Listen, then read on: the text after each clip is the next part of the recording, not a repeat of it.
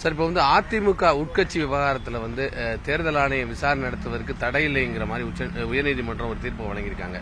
இந்த தீர்ப்பை பற்றி உங்களோட கருத்து? அதுதான், அதுக்கு தான் போராடணும். தொடர்ந்து போராட்டமே. யாரை எடுத்துட்டாலும், யார் எது பேசினாலும் இவங்க கட்சியில் இல்லைன்னு. இப்போ தீர்ப்பு எனக்கு சாதகமாக வந்துருச்சு. நான் பழனிசாமி கட்சியில் இல்லைன்னு சொல்லாமா? இந்த கட்சிக்கும் பழனிசாமிக்கும் சம்மந்தம் இல்லைன்னு சொல்லாமா? அது அல்ல.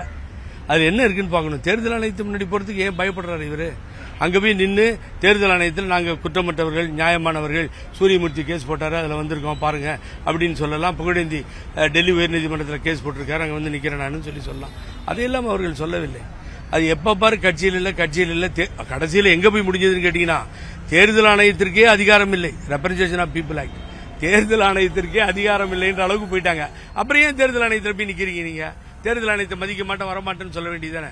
15 பொறுத்த வரைக்கும் தேர்தல் ஆணையத்தினுடைய சட்ட விதி, அதுல சின்னத்தை ஒதுக்க வேண்டியது அவருடைய கடமை.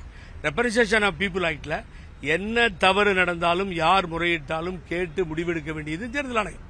அதுல எந்தவித மாற்று கருத்தும் இல்லை. இதையே மாத்துறாங்க அவங்க. மாத்தி ஏமாற்றி ஏதோ பண்ணி பார்த்தாங்க. மூத்த வழக்கறிஞர்கள் நமக்கெல்லாம் வேண்டியவங்க தான். அவன் டெல்லியில இருந்தெல்லாம் வந்திருந்தாங்க. கண்டினியூஸா போச்சு. இதை பார்த்து பயப்படுகிறார்கள். இரட்டை இலை முடக்கப்பட்டு விடும் என்று அவர்கள் முடிவு செய்துதான் இந்த பயம் ஏற்பட்டிருக்கிறது. நாங்கள் விடுவதாக இல்லை. தேர்தல் ஆணையத்தினுடைய வழக்கறிஞர் இருந்தார், நியாயமாக வாதாடினார். இப்பொழுது நல்ல தீர்ப்பு கிடைத்திருக்கிறது. அதை எடுத்துக்கொண்டு நாங்கள் தேர்தல் ஆணையத்திற்கு போவோம். அங்கே மாபெரும் வெற்றியும் எங்களுக்கு கிடைக்கும். தலைவர் கொடுத்த சின்னத்தை முடக்க வேண்டும் என்பதல்ல, தீய சக்தி பழனிசாமி கையிலே இருக்கின்ற இரட்டை இலை முடக்கப்பட வேண்டும் என்பதற்குத்தான் போராடுகிறோம். தேர்தல் ஆணையத்தில் அடுத்த கட்டமாக அவங்களுடைய முறையீடு என்னவா இருக்கு? நேரம் இந்த ஆர்டர் அவங்க பாஸ் பண்ணிடுவாங்க. Election commission councillor அனுப்பிச்சிருவாங்க.